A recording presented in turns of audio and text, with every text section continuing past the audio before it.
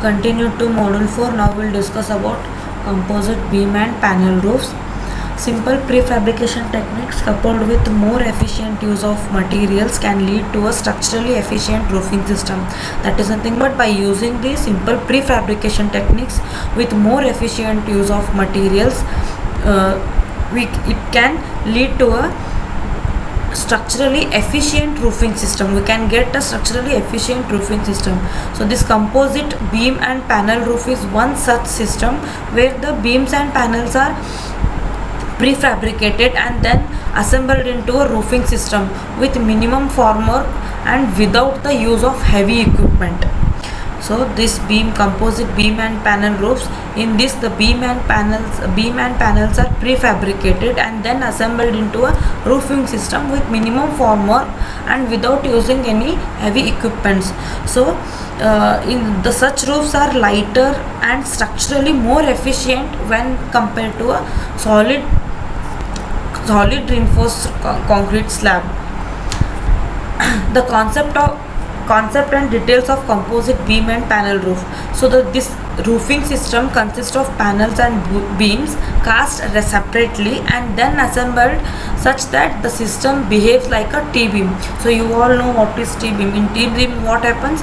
Beams and slabs casted at a time at the site. So when in case of this also, but in case of this composite beam panel roof, in this beams and panels are casted separately and then assembled so such that it behaves like a T-beam. So this type of roofing system can be broadly grouped into two categories based on the shape or geometric panel, and those are flat panel roof and covered panel roof, or it is also called as jack arch roof. The covered panel is also called as jack arch roof. So you can see the sum of the figures. The partially cast beam with shear connections. See, this is the shear connection. These are the precast slab and precast beam. Here you can see the flat panel roof. This is the shear connection, and this is the precast panel, precast beam. This is the jack arch or curved panel. This is also precast curved panel, precast beam, and this is the shear connection. Here you can see. So since the panels and beams are cast up separately and then assembled, so there should be a proper shear connection between them to achieve a composite action. See, when you are going to cast beams and panels separately, so and then you are going to assemble in a site. So when you are going to assemble, there should be a proper composite action between the beams and panels, so that therefore the proper shear connection is required. So that's why these connections are called as shear connection, to create a composite action between panels and beams. Okay, so to achieve the composite action for the system to behave as integral structural unit. Integral structural unit means to behave as a one whole structural unit. So the flexibility of composite beam panel roofs arises out of the fact that the materials for the beams and panels could be of two different materials. So the materials which are used for the casting of beams and panels are maybe different materials, and the composite action between them could be achieved by a proper shear connectors.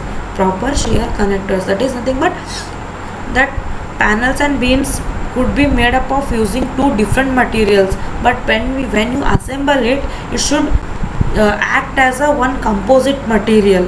The composite action between them should be achieved, and that is achieved by providing proper shear connectors.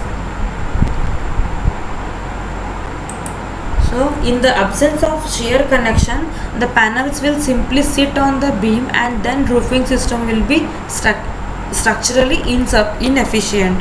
So in case of absence of shear connection, that is nothing but when there is no any shear connectors or the shear connection in between the panels and beams, then there will be they will simply sit as a components. There will be no any structurally that will be structurally inefficient. So the various combinations of beam and panels could lead different types of composite beam and roofing system. Here you can see this is this trussed beam ferrocement flange. The beam rods are of 6 mm diameters. So here you can see the trussed beam with RC beam top chord. So these are the shear connectors. So here you can see this is the one composite slab where the blocks are used and the ferrocement used, and also the trussed steel bars. For trussed beam the steel is used. So this is a thing but a composite beam slab panel. So this is the reinforced brickwork flat panel, that is for the flat panel. So this is the brickwork, this is the reinforcement for brick panel, and these are the shear connectors provided of 3 mm diameter. So this is the reinforced soil cement block work flat panel. So here also the reinforcement used is of 3 mm diameter. The grooves are made with GI wire reinforcement, and here the SMB blocks are used.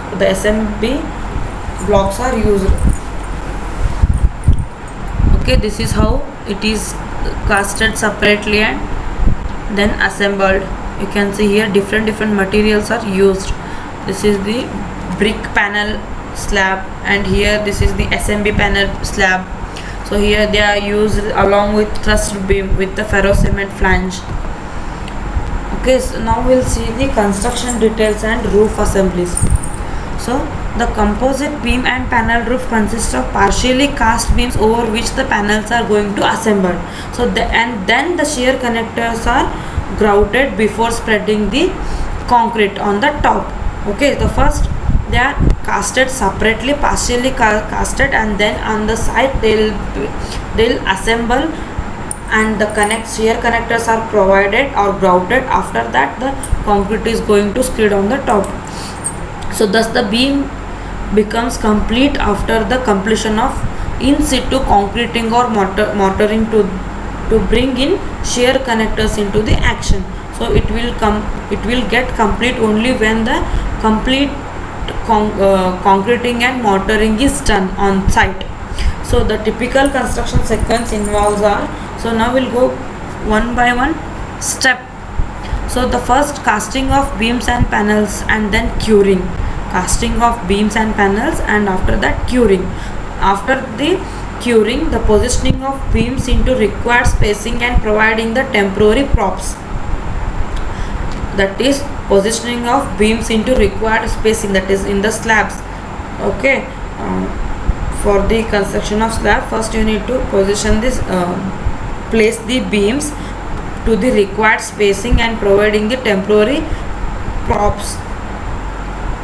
Next, placing of panels on the beams and mortaring the joints between the panels. After placing the beams, you have to place the panels, and next you have to mortaring, that is you have to pour the mortar in between the joints.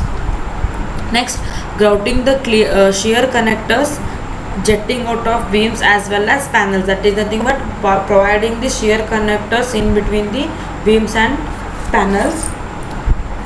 Next, after that, tying the nominal shrinkage reinforcement bars and spreading the skid concrete.